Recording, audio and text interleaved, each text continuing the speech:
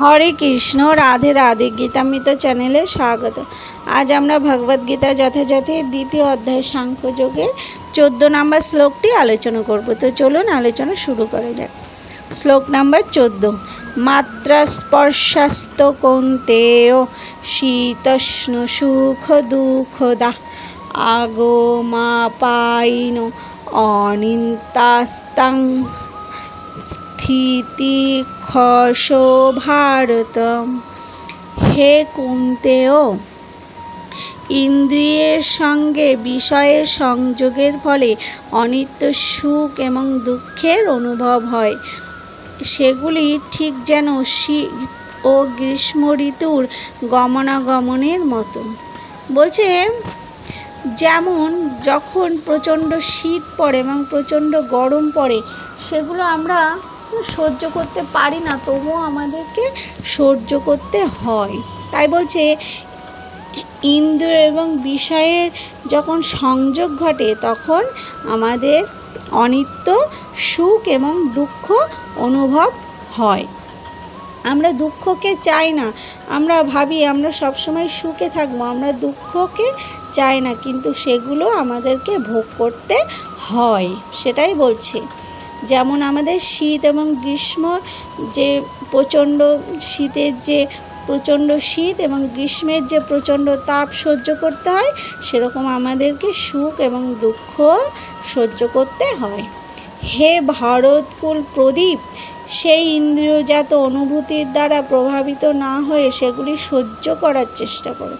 বলছে হে ভরতকুল প্রদীপ, বলছে অর্জুনকে ভরতকুলের প্রদীপ বলছে, শ্রীকৃষ্ণ বলছে বলছে যে এই ইন্দ্রিয়জাত অনুভূতির দ্বারা, মানে ইন্দ্রিয়জাত অনুভূতি কি, মানে আমাদের যে প্রচণ্ড ঠান্ডা লাগছে, প্রচণ্ড গরম লাগছে, সেটা আমরা কিভাবে অনুভব করি না আমাদের এই ইন্দ্রিয়ের মাধ্যমে। পঞ্চ ইন্দ্রিয় আছে, চক্ষু কর্ণ নাসিকা জিহ্বা ত্বক, ত্বকের মাধ্যমে আমরা অনুভব করি। তাই বলছে এই যে ইন্দ্রিয়জাত অনুভূতির দ্বারা প্রভাবিত না হয়ে সেগুলি সহ্য করার চেষ্টা করো, অর্জুনকে ভগবান শ্রীকৃষ্ণ বলছেন। তাৎপর্য: মানব জীবনের প্রকৃত কর্তব্য সম্পাদন করতে হলে মানুষকে সহনশীলতার মাধ্যমে বুঝতে হবে। বলছে মানুষের জীবনের প্রকৃত যে কর্তব্য, মানুষের প্রত্যেকটি মানুষের, আমরা যে মানুষ, আমাদের প্রত্যেকটি, আমাদের মা বাবার প্রতি একরকম কর্তব্য, আমাদের সন্তানের প্রতি একরকম কর্তব্য, আমাদের শাশুড়ি মা শ্বশুর মশাইয়ের প্রতি একরকম কর্তব্য, স্বামীর প্রতি একরকম কর্তব্য। এই যে জীবনের যে কর্তব্য, এই কর্তব্য সম্পাদন করতে হলে মানুষকে অত্যন্ত সহনশীল হতে হবে। সহনশীল মানে সহ্যশীল হতে হবে, অনেক কিছু সহ্য করতে হবে। সুখ ও দুঃখ কেবল ইন্দ্রিয়ের বিকার মাত্র। বলছে সুখ এবং দুঃখ এগুলো হলো ইন্দ্রিয়ের বিকার মাত্র। শীতের পর যেমন গ্রীষ্ম আসে তেমনই পর্যায়ক্রমে সুখ ও দুঃখ আসে। বলছে শীতের পর যেমন গ্রীষ্ম আসে, মানে গরমকাল আসে, শীতকালের পর যেমন গরমকাল আসে, তেমনই আমাদের জীবনে সুখ ও দুঃখ পর্যায়ক্রমে আসে। কখনো সুখ স্থায়ী হয় না, আবার কখনো দুঃখ স্থায়ী হয় না। সত্যকে উপলব্ধি করে সুখে ও দুঃখে অবিচলিত থাকাই মানুষের কর্তব্য। বলছে প্রকৃত সত্যকে উপলব্ধি করে, যে হয়তো কারোর সংসারে টাকার অভাব, কিন্তু সেটাকে তোমাকে সহ্য করতে হবে। কারোর হয়তো অর্থের অভাব, সেগুলো সহ্য করে জীবনের যে প্রকৃত কর্তব্য সেটা তোমাকে করে যেতে হবে, তাহলে তুমি সুখে ও দুঃখে অবিচলিত থাকতে পারবে। মানুষের জীবনে যে প্রকৃত সত্য সেটাকে উপলব্ধি করে দুঃখে এবং সুখে সবসময় অবিচলিত মানে স্থির থাকতে হবে। মানুষের কর্তব্য, এটাই হলো মানুষের কর্তব্য। বেদে নির্দেশ দেওয়া আছে খুব সকালে স্নান করা উচিত। বলছে বেদে নির্দেশ দেওয়া আছে কি না খুব সকালে স্নান করা উচিত। যে শাস্ত্রের অনুশাসন মেনে চলে না সে মাঘ মাসের প্রচণ্ড শীতেও খুব ভোরে স্নান করতে ইতস্তত করে না।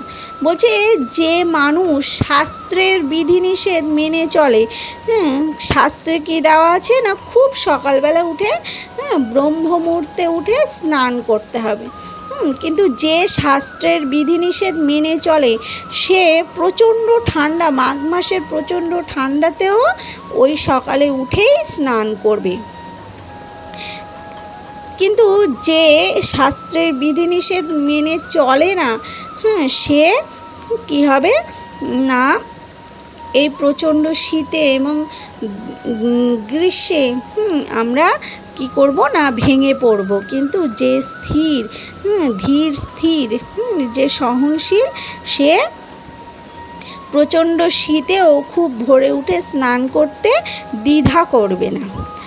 আবহাওয়াজনিত অসুবিধা সত্ত্বেও মানুষকে তার কর্তব্য কর্ম করে যেতেই হয়।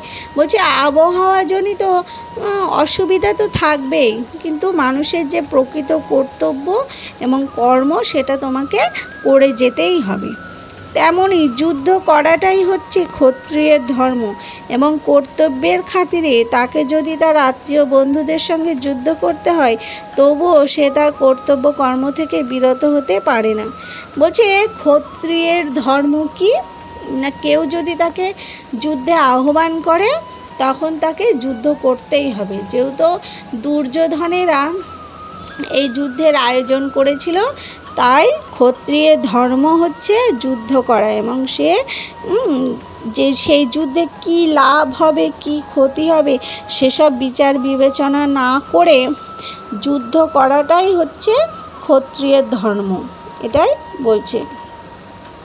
সে যতই আত্মীয় স্বজনের সঙ্গে যুদ্ধ হোক না কেন, যেহেতু তার ধর্ম হলো ক্ষত্রিয় এবং তারা আহ্বান করেছেন তাই ক্ষত্রিয় ধর্ম হিসেবে তার আত্মীয় স্বজনের সঙ্গে অর্জুনের যুদ্ধ করাই হলো তার প্রকৃত কর্তব্য। শাস্ত্র নির্ধারিত অনুশাসন মেনে চলাটাই হচ্ছে সভ্য মানুষের লক্ষণ। বলছে সভ্য মানুষের লক্ষণ কি না শাস্ত্রের যেসব বিধিনিষেধ আছে সেগুলো মেনে চলা। ভগবত তত্ত্বজ্ঞান লাভ করতে সক্ষম হয়। যে মানুষ শাস্ত্রের অনুশাসন মেনে চলে সে মানুষের বুদ্ধিমত্তার বিকাশ হয় এবং সে ভগবত তত্ত্বজ্ঞান লাভ করতে সক্ষম হয়। বলছে যে শাস্ত্রের অনুশাসন শাস্ত্র মতে তার জীবনকে অতিবাহিত করে সে কি করে না বুদ্ধিমত্তার সহকারে তার নিজের জীবনটাকে চালিত করে এবং ভগবত তত্ত্বজ্ঞান লাভ করতে সক্ষম হয়। এই জ্ঞানের প্রভাবে তার হৃদয়ে ভগবত ভক্তির সঞ্চার হয় এবং ভগবানের প্রতি তার আন্তরিক ভক্তি তাকে মায়ার বন্ধন থেকে মুক্ত করে। আমরা যে এই জড়জগতে পতিত হয়েছি এবং মায়ার দ্বারা আচ্ছন্ন হয়েছি, কিন্তু যে শাস্ত্রের অনুশাসন মেনে চলে বুদ্ধিমত্তা সহকারে ভগবত তত্ত্বজ্ঞান লাভ করতে সক্ষম হয় সে কি হয় না তার হৃদয়ে ভগবত ভক্তির সঞ্চার হয় এবং ভগবানের প্রতি তার আন্তরিক ভক্তি তাকে মায়ার এই জগতের যে মায়া সেই মায়ার বন্ধন থেকে মুক্ত করতে সাহায্য করে। এই শ্লোকে অর্জুনকে কৌন্তেয় ভারত নামে সম্বোধন করাটা খুব তাৎপর্যপূর্ণ। বলছে এই শ্লোকে অর্জুনকে ভারত এবং কৌন্তেয় নামে সম্বোধন করেছেন। যেহেতু তিনি কুন্তির পুত্র ছিল তাই তাকে কৌন্তেয় বলা হয়েছে এবং ভারত বংশের যেহেতু তিনি ভারত বংশের সন্তান ছিলেন তাই তাকে ভারত নামে অভিহিত করেছেন ভগবান শ্রীকৃষ্ণ। কাকে না অর্জুনকে। তাকে কৌন্তেয় নামে সম্বোধন করার মাধ্যমে ভগবান শ্রীকৃষ্ণ তার মাতৃকুলের মহান রক্তের সঙ্গে সম্পর্ক স্মরণ করিয়ে দিয়েছেন। বলছেন কুন্তি ছিলেন শ্রীকৃষ্ণের পিসিমা, শ্রীকৃষ্ণের পিতা বসুদেবের বোন ছিলেন কুন্তি, তাই বলছে যে কৌন্তেয় নামে, অর্জুনকে কৌন্তেয় নামে ডেকে যে অর্জুনের সঙ্গে শ্রীকৃষ্ণের যে সম্পর্ক, সেই সম্পর্কের কথা স্মরণ করিয়ে দিয়েছেন। ভারত নামে সম্বোধন করে তার পিতৃকুলের মহত্বের কথা স্মরণ করিয়ে দিয়েছেন। বলছে ভারত নামে যে অর্জুনকে শ্রীকৃষ্ণ ডেকেছে, সেটা তার যে পিতৃকুলের, মহান পিতৃকুলের কথা তিনি স্মরণ করিয়ে দিয়েছেন। উভয় দিক থেকে তিনি সুমহান বংশজাত ছিলেন। বলছে অর্জুন উভয় দিক থেকে, মানে মাতার বংশের দিক থেকেও এবং পিতার বংশের দিক থেকে, উভয় বংশের দিক থেকে ছিল সুমহান বংশের সন্তান ছিল অর্জুন এবং পঞ্চপাণ্ডব। মহৎ বংশে জাত পুরুষ কখনোই তার কর্তব্য কর্ম থেকে বিচ্যুত হন না। বলছে যে মানুষ মহৎ বংশের সন্তান হয়, সে তার কর্তব্য কর্ম থেকে কখনো বিচ্যুত হয় না।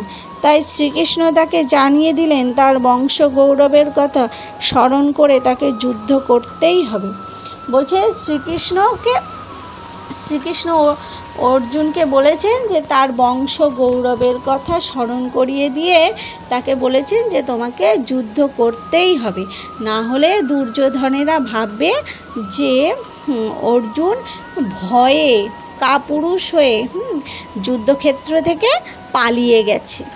হরি বল, রাধে রাধে।